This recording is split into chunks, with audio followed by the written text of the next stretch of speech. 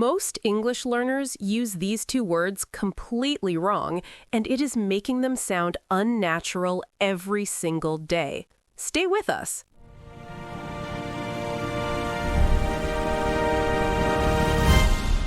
Hey everyone, you are listening to the Fluent English Podcast.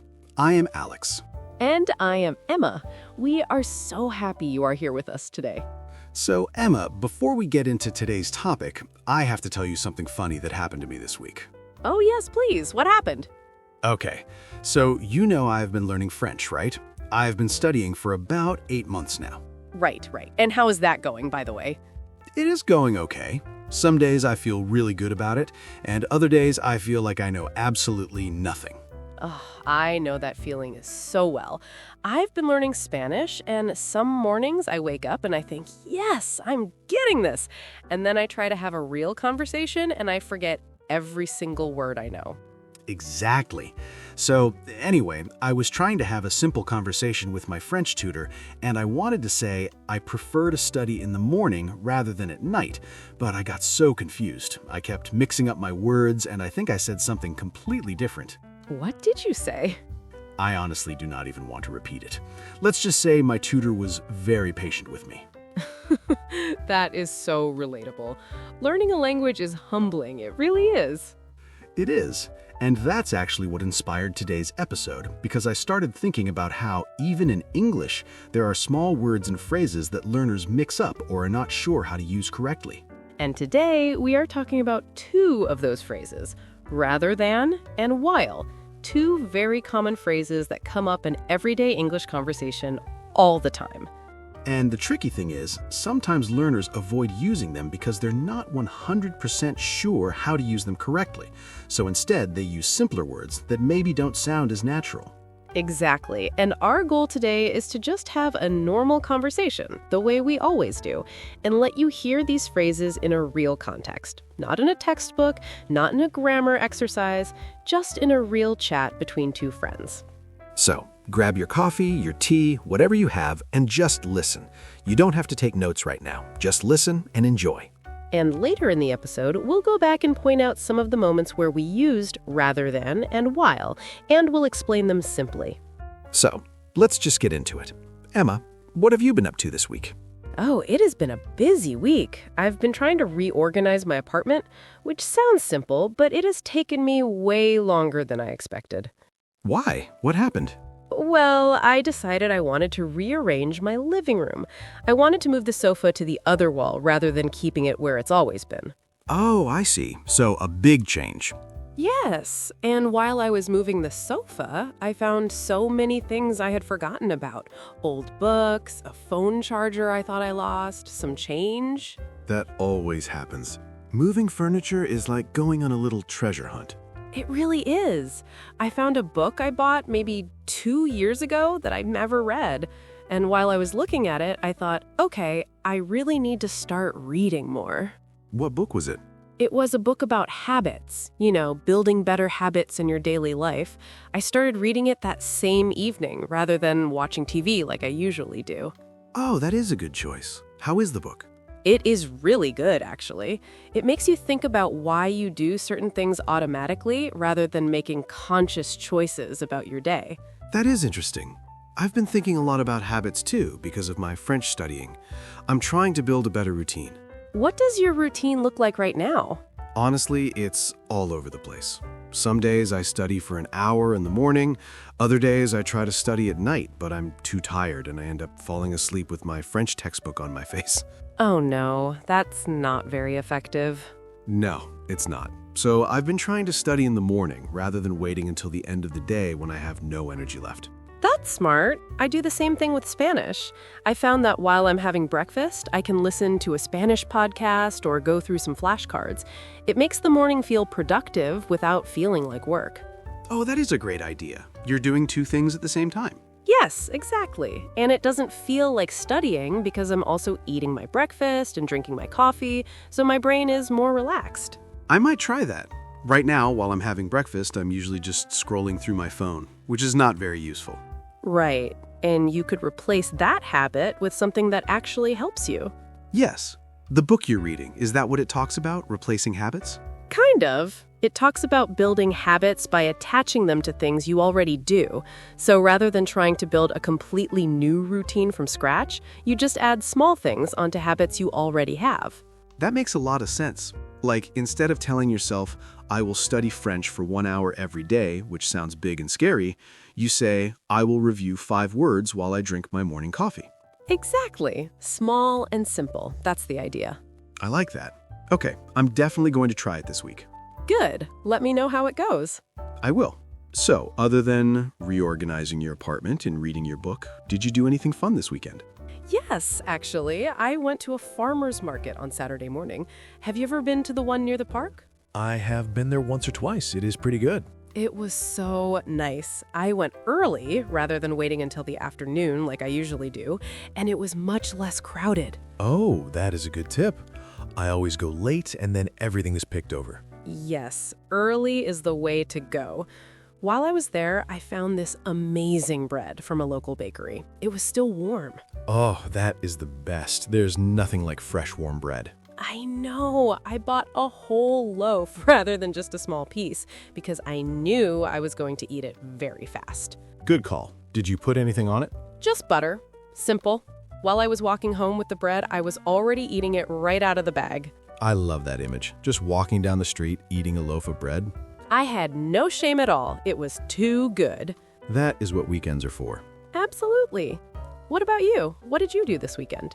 My weekend was pretty relaxed. On Saturday, I went for a long walk. It was a nice day, so I decided to walk to the bookstore rather than driving. Oh, that is a nice walk. How long does it take? About 30 minutes each way. But while I was walking, I was listening to an audio lesson in French, so it felt productive. See, that is exactly what I was talking about. You're doing 2 things at once. I know, and I didn't even plan it that way. I just thought, rather than listening to music, let me put on something in French and see how much I understand. And how much did you understand? Maybe 60%. Some parts were clear, and other parts just went right over my head. That is still really good progress, though. When you first started, you probably understood almost nothing.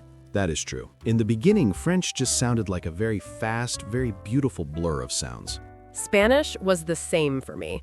While I was listening to my first Spanish podcast, I kept thinking, are they even speaking words right now? This is just noise. And now?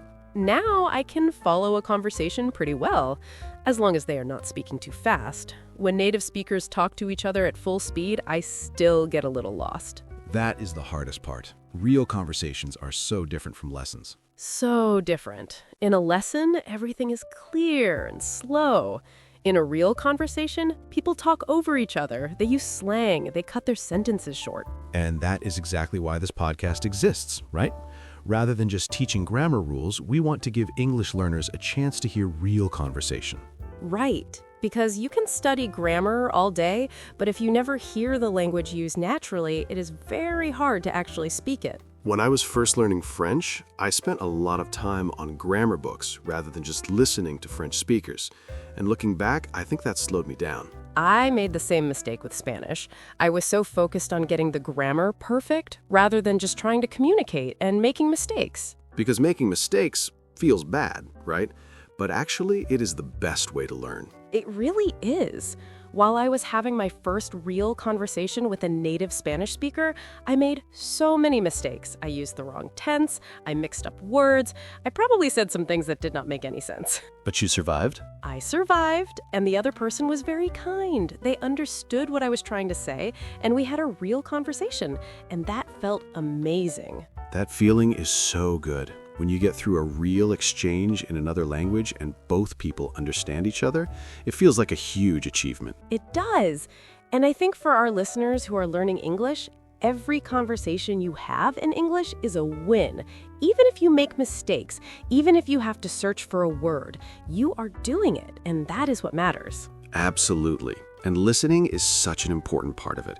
Even if you were just sitting quietly and listening to 2 people talk, your brain is absorbing so much. Your brain is learning patterns, learning rhythms, learning how sentences connect, and over time, it all starts to click. Okay, so we have been chatting for a while now, and I think it is a good time to go back and look at some of the moments where we used rather than and while. Yes, let us do that. I want to make it simple and clear, so let us just take it one phrase at a time. Let's start with rather than. Emma, can you explain it simply? Of course. Rather than is a phrase we use when we are choosing between two things. It shows a preference or contrast. We're picking one option and not the other. So, for example, I said earlier, I started reading rather than watching TV like I usually do. That means I chose reading. I did not choose TV. I preferred reading in that moment. Simple and clear. And I said I decided to walk to the bookstore rather than driving. Same idea. 2 options, walk or drive. I chose to walk. Exactly.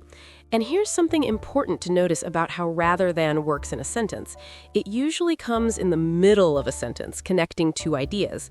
The thing you chose comes before it, and the thing you did not choose comes after it. So the structure is what you did rather than what you did not do. Yes. I had a salad rather than a burger. She called her friend rather than sending a text. He studied in the morning rather than waiting until night. And rather than can be followed by a verb with ing, like studying, waiting, watching, or it can be followed by a noun. I chose tea rather than coffee. Great point. Both work. Rather than coffee, rather than drinking coffee. Both are correct and natural. Good. Now let's talk about while. Emma, what does while mean in everyday conversation? While is used to show that 2 things are happening at the same time. It connects 2 actions that happen together. So when I said, while I was moving the sofa, I found some things I had forgotten about, both things were happening at the same time. I was moving the sofa, and I was finding things. And while usually comes at the beginning of the part that is describing the background action, the thing that was already happening when something else occurred. Yes, good way to put it. While I was cooking dinner, my phone rang. Cooking was already happening, the phone rang in the middle of it. While he was reading, he fell asleep. While they were waiting for the bus, they started talking. And sometimes while is used to contrast 2 things that are happening at the same time but are different or opposite. Like, she was laughing while he was crying. Both things happening at the same time but very different emotions. That is a really good point. While can show contrast, too. Alex was studying while Emma was relaxing. Both happening at the same time, but very different activities. Now, one thing that confuses some learners is the difference between while and during. They sound similar, but they work differently in a sentence. Oh, that is a great point. Can you explain that? Sure. While is followed by a subject and a verb. While I was eating, while she was working. There is a subject, I or she, and a verb, was eating or was working. But during is followed by a noun, not a verb. During breakfast, during the meeting, during my lunch break. There is no subject and verb after during, just a noun. So you would say, while I was having breakfast, I listened to a podcast. Or during breakfast, I listened to a podcast. Both correct, but the structure is different. Exactly. While needs a subject and a verb, during just needs a noun. That is a really useful thing to know. I feel like a lot of learners mix those 2 up. They really do. And it is one of those things that once you see the pattern, it becomes much easier. Okay, so let us do a quick review of what we covered today. Rather than is used to show a preference or a choice between 2 options. The thing you chose comes first, and the thing you did not choose comes after rather than. And while is used to show 2 things happening at the same time. It can also be used to show contrast. And remember, while is followed by a subject and a verb. Perfect. Now, Alex, do you want to give our listeners a practice tip, something simple they can do today to practice these phrases? Yes, I love this part. So here's my tip for rather than. Tonight, when you're making any small decision, say it out loud in English using rather than. For example, if you choose to sit on the sofa, say out loud, I'm sitting on the sofa rather than sitting at the table. If you choose to drink water instead of juice, say, I'm having water rather than juice. It doesn't have to be complicated. Just practice saying the structure out loud. I love that. Small decisions, big practice. And here's my tip for while. At the end of your day, think of 2 things you did at the same time and make 1 sentence with while. For example, while I was making dinner, I listened to music. Or while I was walking to the store, I called my mom. Just 1 sentence. That's it. 1 sentence a day adds up to a lot of practice over time. Simple and manageable, that's the key. Rather than trying to do too much at once, just do one small thing every day. Oh, nice. You used rather than in your tip. I did? Totally on purpose. Sure you did. I did, I promise. Okay, I believe you. All right, everyone, that's our episode for today. We really hope you enjoyed listening and that these phrases feel a little more natural to you now. Remember, you don't need to be perfect. You just need to keep listening, keep practicing, and keep showing up. And we'll be here every episode just having our little conversations to help you do exactly that. If you enjoyed today's episode, please share it with a friend who's learning English. It really helps us reach more learners around the world. And if you have a topic you would like us to talk about in a future episode, send us a message. We love hearing from our listeners. Until next time, I'm Alex. And I'm Emma. Keep practicing, and we'll see you in the next one.